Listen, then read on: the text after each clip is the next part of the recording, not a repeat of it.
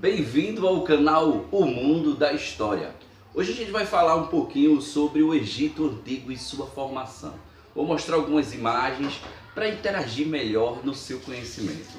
Se você está na reta final da segunda unidade, você não pode perder essa aula de hoje, porque você vai tirar muito proveito dela. Se você for fazer vestibular também, algum concurso que precise desses conhecimentos, ele vai somar para você, tá ok?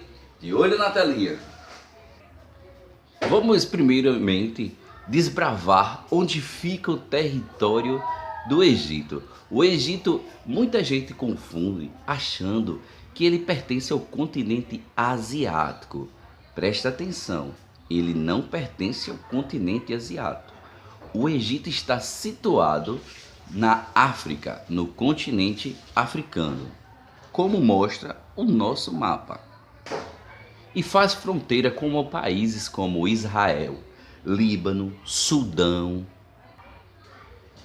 No período do Antigo Egito, as pessoas viviam em territórios comandados por um nomarca. Era aquele que era responsável por essa região que se chamava de nomo. Se um chefe dominasse vários nomos, ele tornava-se rei. E foi isso que aconteceu com os dois primeiros reis da antiguidade egípcia.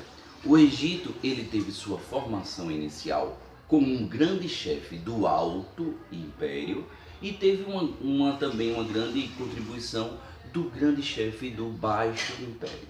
Então vai acontecer um atrito entre esses dois chefes e o do Alto Império vai dominar o do Baixo Império, unindo as suas duas coroas. Eu deixei uma imagem bem legal, bem bacana, para você não esquecer dessa informação, das cores e da unificação.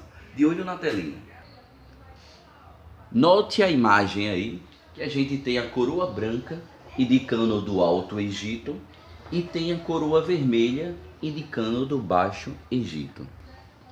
Essa terceira imagem, ela indica o domínio de Menes sobre o faraó do Baixo Egito. Então, tendo assim a unificação das duas coroas, tornando agora o Egito em um império. Detalhe, esse império ele vai ser hereditário. Os posteriores faraós serão filhos desse primeiro faraó. Ele também criará uma capital para o Egito, e essa capital, a princípio, será em Tênis. Posteriormente, ele vai substituir para Mênfis, onde fica hoje atualmente o Cairo. E como o Egito ele tem na sua grandiosidade uma pirâmide, essa pirâmide nos ajudará a entender a sua sociedade. Logicamente, quem mandava em tudo, praticamente como um deus na terra, onde algumas pessoas não poderiam nem olhar nos seus olhos, era o faraó. Então, ao lado do faraó estava toda a sua família. Esses, por sua vez, não estavam abaixo de ninguém na camada social. Abaixo deles vinha um sacerdote, que era um conselheiro do rei. E tudo indicava ao rei o caminho correto. E abaixo deles vinham aqueles que escreviam, os detentores do conhecimento, aqueles que sabiam aonde ia cobrar o imposto.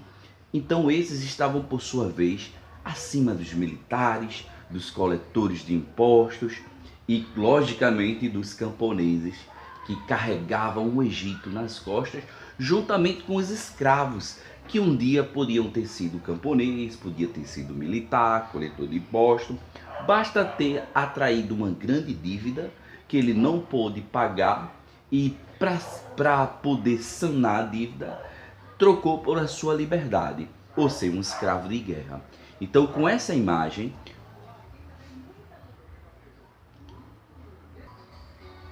através da pirâmide agora, você sabe que o faraó é o topo, o sacerdote e o vizir, que não está contido nessa pirâmide, também fazem parte do topo abaixo do faraó. Abaixo deles vem o escriba, que nessa imagem aí está invertido, mas também pode ser equiparado, né? Escriba e os militares tinham o mesmo poder. Abaixo vinham os artesãos, que eram aqueles comerciantes, pequenos comerciantes que não precisavam ir para o campo, não é? E também os camponeses na basezinha carregando todo mundo junto com os escravos, que eu acabei de explicar como ele tornava-se escravo. Vou fazer agora um comentário sobre todas as camadas sociais que a gente viu a sua hierarquia agora. Primeiramente eu vou falar sobre os altos funcionários do governo. Tinha uma posição de destaque na sociedade egípcia. O principal dele é aquele que eu chamei de vizir. Era a maior autoridade depois do faraó. Ele chefiava a polícia, detalhe, controlava a justiça e arrecadava os impostos em todo o Império Egípcio. Entre os altos funcionários, a gente também pode destacar os escribas, que para exercer sua profissão estudavam desde os 5 anos leis especiais e coisas que iam facilitar os seus cálculos, interpretações, ajudando na vida econômica do Egito. As áreas cultivadas, os rebanhos, os volumes de colheita, os impostos arrecadados e outras coisas assim. Os escribas trabalhavam para o Estado, para os templos e para o exército. Já os sacerdotes executavam os serviços religiosos e administravam os templos, que geralmente eram muito ricos, graças às oferendas feitas pela população. Essas oferendas, né? Os artesãos. Os artesãos podiam ser carpinteiros, ele podia também ser um artesão ferreiro, um artesão joalheiro. Eram conhecidos no mundo antigo como madeira. Faziam brinquedos, móveis, barcos e etc. Como adobe, areia e pedra. Construíam casas, palácios com ferro, confeccionavam armas, instrumentos de trabalhos e carros de guerra. Com papiro podia produzir o papel e uma variedade de outros objetos. Com metais faziam joias e ornamentos. No período da maior prosperidade, como por exemplo no Novo Império, o comércio interno e externo cresceu muito, possibilitando o aumento da riqueza daqueles comerciantes daquela época. Com as guerras de conquista durante o Novo Império, os militares do Egito Antigo também conseguiram riqueza e prestígio, ficaram com muito valor, né? Muitos deles lutavam em troca de terra, ou parte do saque, né? Aquele negocinho, né?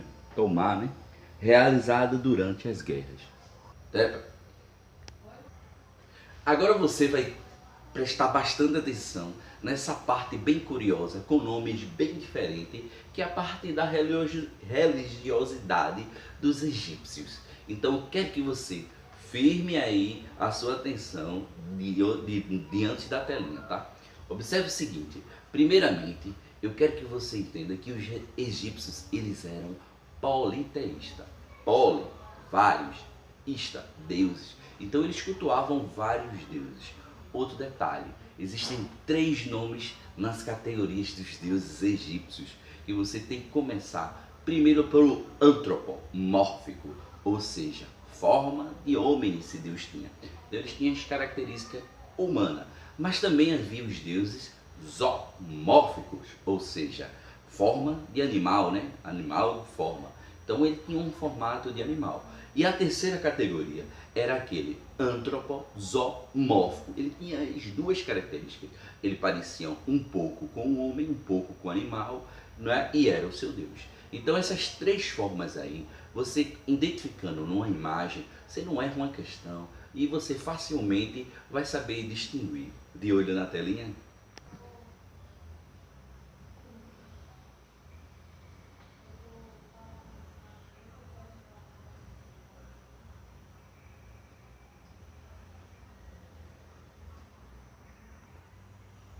Na sua crença, quando os egípcios faleciam, eles reencarnavam. Eles iam passar um período aí de transição, subindo escada, descendo escada, até chegar na hora do seu julgamento. Se o seu coração pesasse menos do que a pena de 7 lá, ele poderia embarcar de novo na sua vida, retornando para o seu corpo. Então eles acreditavam na crença pós-morte, mas na ressurreição no próprio corpo. Então é por isso que você sempre vai ver nos filmes egípcios mostrando a mumificação.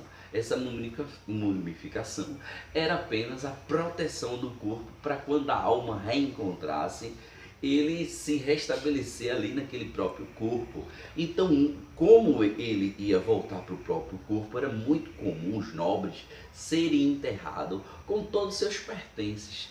Como foi o exemplo da descoberta do túmulo de Tutankhamon, que foi um faraó egípcio, que dentro dele havia todos os objetos de grande valor que ele possuía. Para preservar os corpos, os nobres, os faraós, construíam grandiosas pirâmides. As pirâmides que a gente acompanha em muitos documentários e filmes, na verdade, era o local de depósito do corpo do rei e da rainha.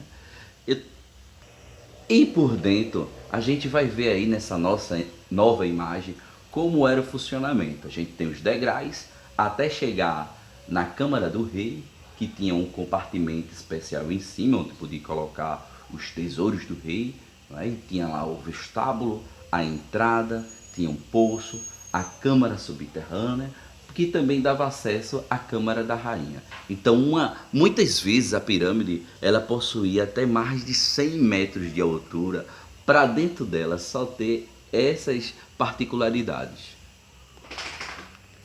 Esse mastábulo aí era onde era depositado o da população menos rica ou pobre. Então eles também tinham o seu local de depósito do seu corpo para o reencontro com a alma. Logicamente que a estrutura do mastábulo ele era bem mais simples, só tinha uma entrada onde encontrava o poço funerário, que ficaria a câmara funerária onde era depositado o túmulo. Já que eram pessoas mais humildes, você não vai encontrar muitos pertences valiosos. E para finalizar um pouquinho desse resumo que a gente fez aí especial para vocês, eu vou falar um pouquinho da escrita hierográfica, que também pode ter se encontrado uma variação, aquela dos sacerdotes, que era a hierática, que você vai ver que é uma escrita muito difícil. Também faz parte do conjunto e da disputa entre a primeira escrita que já se aconteceu da humanidade. Fica aquela velha guerra com a escrita lá dos mesopotâmicos, que era cuneiforme. Essa escrita dos egípcios, ela já tinha muitos símbolos que representavam sons, letras ou palavras. E ela era muito utilizada no comércio, mesmo ela sendo muito difícil, ela foi bastante utilizada, e o francês Champollion ele conseguiu desvendar ela, tornando o mundo egípcio mais fácil e com maior acesso para a gente nos tempos de hoje. Então eu queria agora pedir a você para fortalecer o nosso canal, que dê o like, compartilha e divulga aí.